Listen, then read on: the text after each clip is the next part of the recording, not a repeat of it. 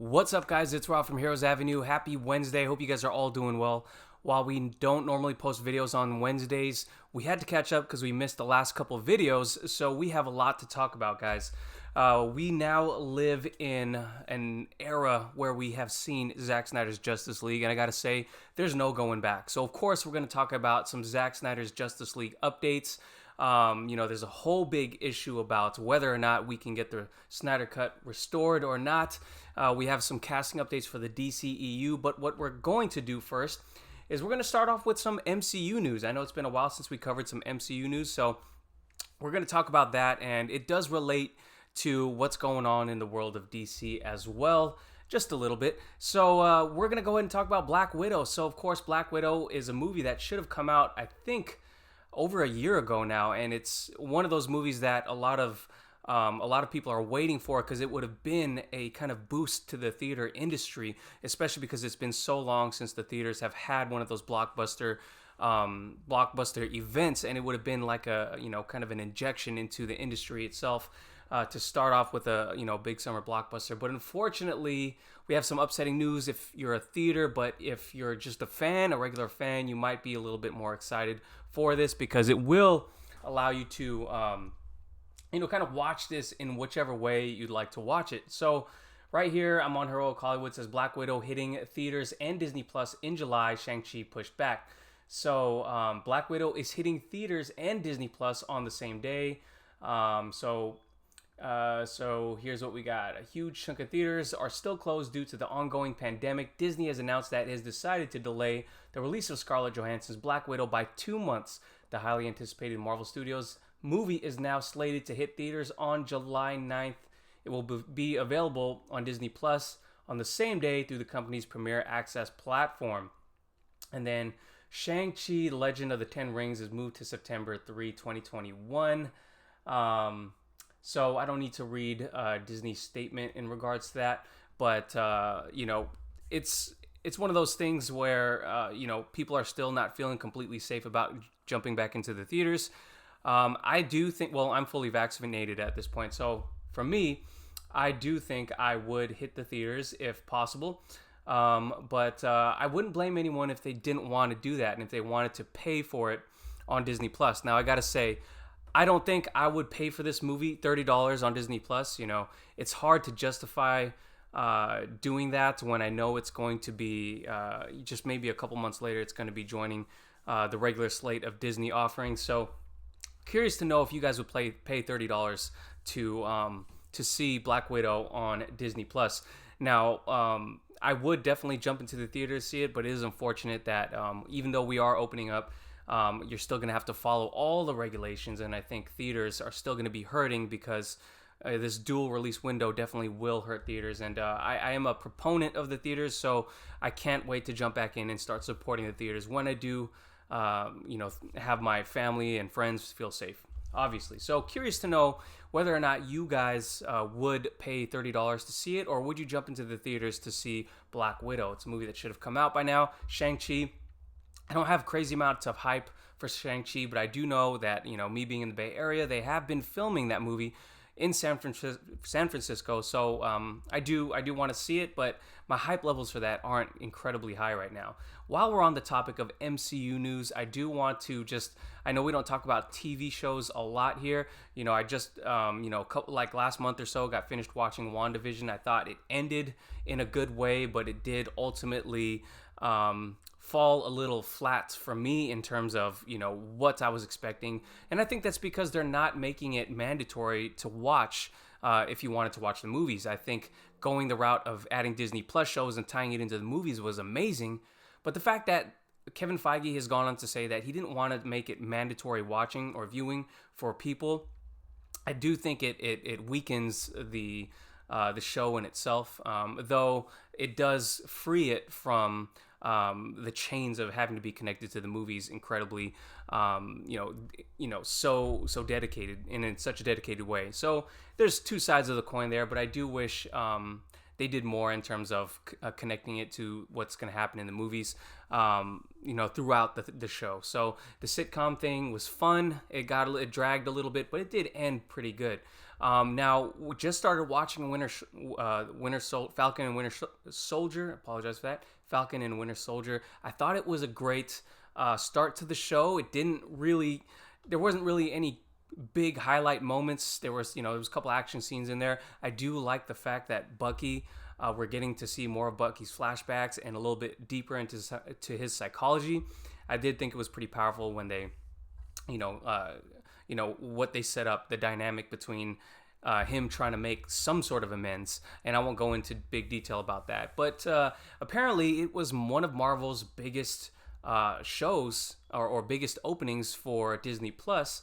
But it didn't quite match, of course, the reaction that we got out of Zack Snyder's Justice League, and that's going to lead me into some DCEU news. Now, of course, they came out in the same day, but you're not gonna be able to match the monumental movie that was the Snyder Cut. And of course, for us here, we were incredibly hyped about the Snyder Cut, and we're gonna get to talking about the Snyder Cut in just a second. But first, I did want to start off with some regular DCEU updates.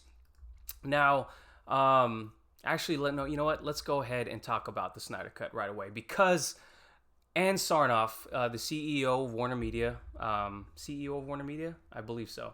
Here we go. Let's pull it up. Boom. Here's what I responded.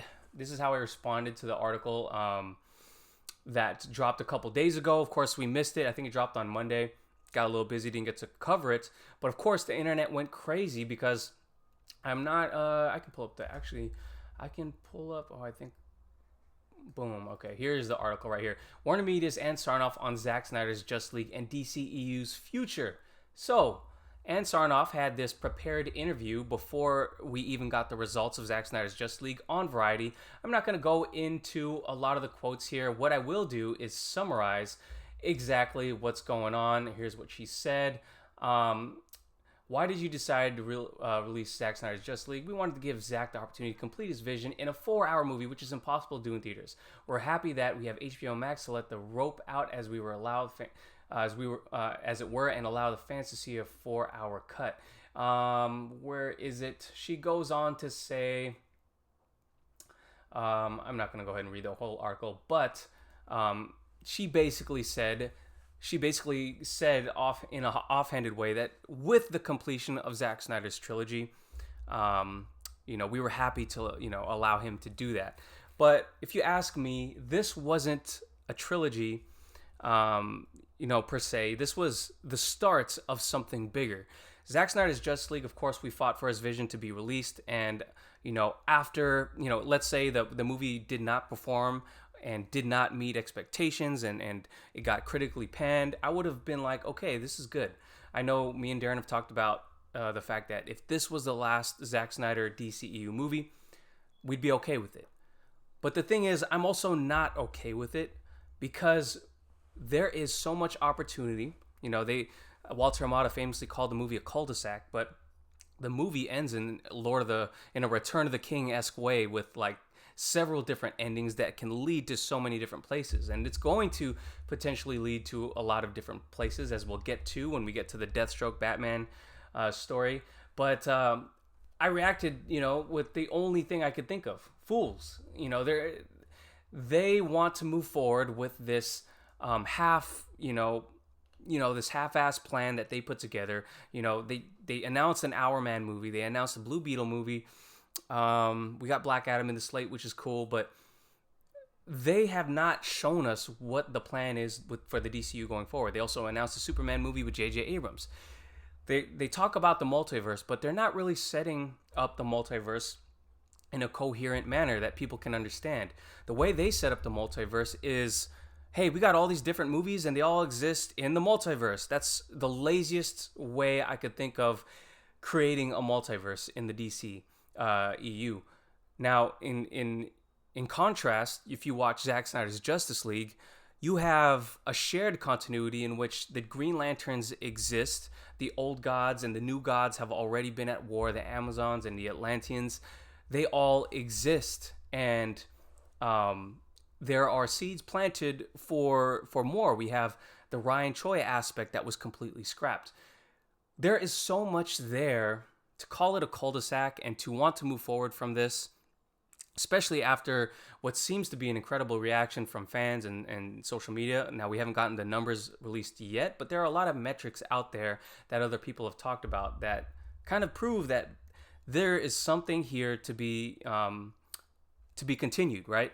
So it's unfortunate that we have this news that the DCEU is kind of moving forward without Zack Snyder. Now, I don't want to make sure you guys lose any hope for the future of the Snyder Verse, because I do think this is just the start of a big fight. Because if you look at right here, so Geralt of the Snyder Verse says, "Ready the Armada. We use the old ways. I need 1,000 retweets to spread the word. Restore the Snyderverse." There's going to be a lot of trending and the hashtags trending, and I love that he used the dark side quote there because it's just so perfect. It's like Zack Snyder knew what was going on and gave us little nuggets to use from his movie to continue the fight.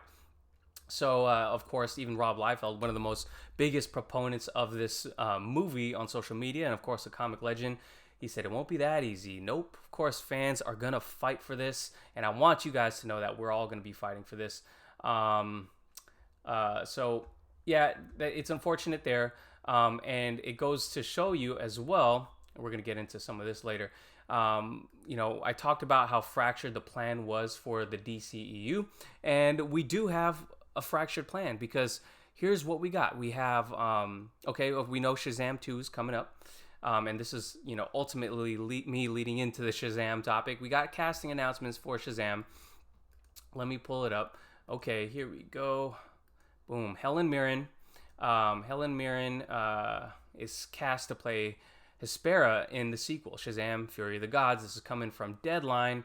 So Helen Mirren has closed a deal to play the villain Hespera, a daughter of Atlas, in New Line and DC Films' Shazam Fury of the Gods, the sequel to the box office hit adaptation of the comic book. Zachary Levi is set to reprise the role of Shazam, with Rachel Zelger also on board. So, okay, couple things with this Shazam movie. One, I absolutely loved the Shazam movie. You guys can say what you like about it. Because it didn't have the tone of the Snyderverse isn't a reason to criticize the movie. So that's all I'll say about that. I love the Shazam movie. Helen Mirren is a great actor with an incredible backlog of work. So to add talent to a movie, that's never a problem. But the bigger question for me is whether we're going to get Henry Cavill to reprise his role as Superman. Now, David F. Sandberg, director of Shazam, has been on Twitter.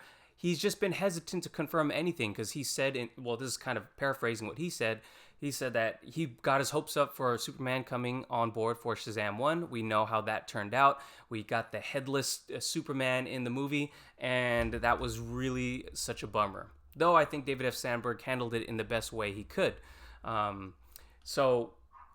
then we also have the fact that, Henry Cavill's manager was on Twitter saying big things are coming. She has to keep her mouth shut. So the question is, if he does return, and we do know that David F. Sandberg would like him to join Shazam, that creates this somewhat of a kind of adjacent movie to Zack Snyder's Justice League, because we know Shazam has met Superman at this point. The Man of Steel events are referenced in Shazam. So this universe can be saved. Now, I know Zack has went on to say that this is kind of his own universe, what Zack Snyder's Justice League, and he doesn't consider any of the other movies a tie-in to this movie. But I do think that Warner Brothers can consider it canon, and they can move forward from it. And if Henry Cavill does join, I think it would mean a lot to fans, and it would also give them a lot of hope in terms of getting another Superman movie and possibly another Justice League movie. Like I said, this multiverse is all over the place. No one knows what is canon at this point. Now, Warner Brothers has stated that Justice League is canon to them, to Zack Snyder, and I think fans are going to refuse that. They're going to reject that, and rightfully so. So where does this universe lead to? We don't know the plan from Warner Brothers. Hence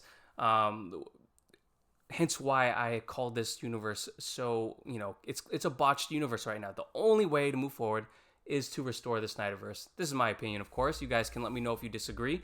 To add to that, the mess of Warner Brothers, we also got the fact that Michael Keaton may not even, or he's unsure of the fact that he's going to join the Flash movie. So check this out, guys. Let me pull it up. I'm on Heroic Hollywood once again, and it says right here. So here's the title. Michael Keaton says Batman return in the Flash is uncertain due to COVID. This is crazy. Here, let me read his quotes. So in a recent interview with Deadline, Michael Keaton expressed a level of uncertainty when the topic of him coming back as the Batman and Flash came up.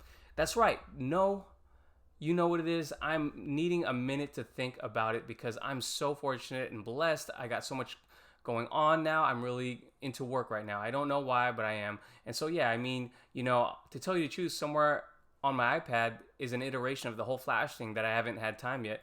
I called them and said, to be honest with you, I can't look at anything right now. I'm so deep into this thing I'm doing. Also, I'm prepping a thing I'm producing and getting ready to do down the road in the fall that I'll be in. I feel responsible to do that. So yeah, there's that. I'm not being cute or coy. If I talked about it, I'll just be bullshitting you. I don't really know. I have to look at that last draft, to be honest with you. What worries me more than anything about all this stuff? It's COVID. I'm more concerned. I keep my eye more on the COVID situation in the UK than anything. That will determine everything. And so that's why I'm living outside of the city here on 17 acres, staying away from everybody, because the COVID thing has got me really concerned. So it's my first thing. That's my first thing about all the projects. I look at it and go, is this thing going to kill me? Literally? And if it doesn't, then we talk. So, Michael Keaton, obviously he's concerned. He's in his later ages. He's an older person now than he once was when he was originally playing a superhero, and he's more concerned, and rightfully so. And but the fact that it seemed like he was so on board, and DC fandom happened, and it appeared that they were marketing Batman '89. The fact that we may not get him in the movie is just a little troublesome because they don't have everything solidified yet. Now, don't get me wrong. I think Michael Keaton's Batman is amazing, and to have him in the movie would be awesome. But hey, who's waiting in line and would love to be in the Flashpoint movie? Jeffrey D. Morgan, I'm sure. It's, again, I'm telling you, they don't have anything down. Like, the Flash has been delayed for so long, and last minute we may not get Michael Keaton in the movie after all this hype about him. So it just goes to it goes to show me how little planning there has been in terms of, or at least if not little planning, little execution they're having. They're botching this whole extended universe right now. So again, I'm gonna go ahead and say, and then we're gonna go ahead and reinforce the fact that Zack Snyder's universe had a way forward. Just look at the end of Zack Snyder's Justice League. Deathstroke meets Lex Luthor. Lex Luthor tells him, if you want something that can help, Bruce Wayne's Batman. Basically, of course, that's not the line exactly how he said it, but he basically told Deathstroke that Bruce Wayne is Batman. And we have Deathstroke himself going on to live streams and basically telling everyone himself. So let me see if I can pull this up. I'll show you the video. I want to give credit to Comic Book Nation. This is Comic Book Nation's video. Here we go. Let's check it out. Here's what he had to say. And there was like a big, huge showdown, I think, between, it was like Batgirl. Batgirl jumps in. Batgirl. Try to help Bruce because Deathstroke is so fast that he can anticipate Bruce's movements, and there was this huge fight in Gotham City. Wow. Where Batman is like, completely afraid because he realizes he's met someone who can take him, and then that leads to this big climactic battle through the streets of Gotham City at the end. But it was like a real life psychological thriller where Deathstroke was kind of like he was like a horror movie villain, or like a shark, kind of like Jaws. So there you have it, guys. There was like a big, huge showdown. Oh wait. I think, between, did I rewind it? Like Yeah. Batgirl. Okay, I rewinded it. So there you have it, guys. There you have it from Joe Manganiello himself. we were gonna get Batgirl introduced. Now I do like, I do like introducing characters in, if we were gonna have a shared universe. There's been all this talk about having a Batgirl movie. I'm glad Joss Whedon is off the project, but there's been all this talk about that. But I would have loved to see Batgirl introduced in the Batman movie, fighting Deathstroke, no doubt. Now you think about one of the greatest superhero entrances in comic book movie history. It's Wonder Woman saving Batman. How cool would it have been if Batgirl jumped in on the streets of Gotham to help Batman, kind of just combat and withhold or hold back Deathstroke. That could have been so good. And again, I forget who the director of the Raid movie was supposed to do the Deathstroke movie. And of course, Joe Manganiello is not giving up the fight. He's been doing a lot of interviews, getting fans hyped up. We would have gotten Batgirl introduced in the Batman movie. And I get so frustrated the fact that Ben Affleck seems like he has moved forward. The fact that this is not likely to happen with Batman, the Batman movie or a TV show. I would love it if he did, if Ben Affleck changes his stance on joining superhero movies. I would love that to happen. I think Zach has even downplayed the chance that that's going to happen. But hey, never say never in this day and age. But that's what we would have gotten. We would have gotten that. Zach had pitched an all Asian cast for a Ryan Choi Adam movie. We obviously this movie had led into Aquaman, and it was going to lead into a story about Wonder Woman in the future, trying to get back to the Amazons or to Themyscira, and obviously the sequels for Justice League, and apparently there's rumors that Zach's working on a project with Jared Leto. So there's so many places that this can go. The actors love Zach's vision, but to me, I keep talking about it, feels like the egos are getting in the way. And it's really, really upsetting, especially because we just got our victory and they didn't even let us bask in that victory for too long before releasing this Variety article. But I'm going to say this, don't cancel HBO Max just yet. Zach has responded very shortly and curtly to people on Vero, just kind of affirming, hey, don't cancel HBO Max. That may not be the answer if we want more Snyderverse. So yeah, let's end with that, guys. Restore the Snyderverse. And if you guys disagree with me, I welcome the discussion in the comments below. If you enjoyed the video, please do give it a like, subscribe to the channel if you haven't already, and stay tuned for more, guys. Peace.